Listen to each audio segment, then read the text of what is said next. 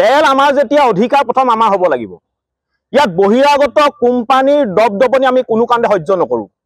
আমি জাতীয় সংগ্ৰামী অসমে বিগত সময়ছোৱাত আমি বাৰে বাৰে এটা কথা কৈ আহিছোঁ যে ONGCয়ে তেওঁলোকৰ ৰিগসমূহ ব্যক্তিগতকৰণ কৰা বা প্ৰাইভেট কোম্পানীৰ হাতত অৰ্পণ কৰাটো বন্ধ কৰক।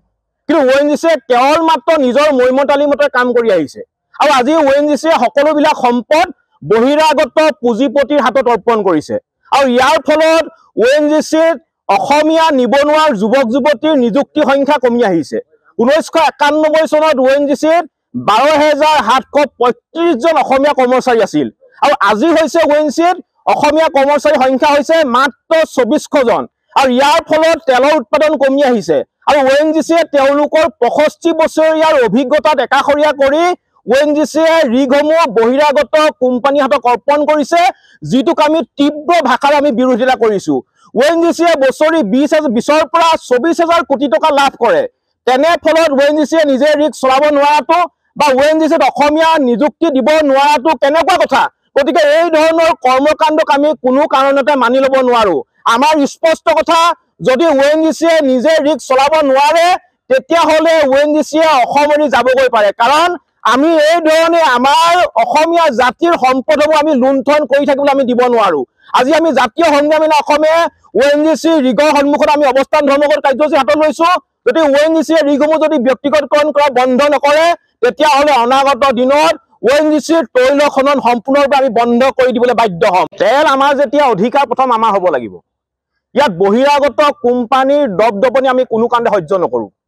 আমি জাতীয় সংগ্ৰামী অসমে বিগত সময়ছোৱাত আমি বাৰে বাৰে এটা কথা কৈ আহিছোঁ যে ONGCয়ে তেওঁলোকৰ ৰিগসমূহ ব্যক্তিগতকৰণ কৰা বা প্ৰাইভেট কোম্পানীৰ হাতত অৰ্পণ কৰাটো বন্ধ কৰক। কিন্তু ONGCয়ে কেৱল মাত্ৰ নিজৰ মৈমতালি মতে কাম কৰি আহিছে আৰু আজি ONGCয়ে সকলোবিলাক সম্পদ বহিৰাগত পুঁজিপতিৰ হাতত অৰ্পণ কৰিছে আৰু ইয়াৰ ফলত ONGCৰ অসমীয়া নিবনুৱাৰ যুৱক যুৱতীৰ নিযুক্তি সংখ্যা কমি আহিছে। 1991 চনত ONGCৰ 12,735 জন অসমীয়া কৰ্মচাৰী আছিল আৰু আজি হৈছে ONGCৰ অসমীয়া কৰ্মচাৰীৰ সংখ্যা হৈছে মাত্ৰ 2400 জন আৰু ইয়াৰ ফলত তেলৰ উৎপাদন কমি আহিছে আৰু ONGCয়ে তেওঁলোকৰ 65 বছৰীয়াৰ অভিজ্ঞতাত একাষৰীয়া কৰি ONGCয়ে ৰিগসমূহ বহিৰাগত কোম্পানীৰ হাতত অৰ্পণ কৰিছে, যিটোক আমি তীব্ৰ ভাষাৰে আমি বিৰোধিতা কৰিছোঁ। ONGCয়ে বছৰি 20ৰ পৰা 24,000 কোটি টকা লাভ কৰে।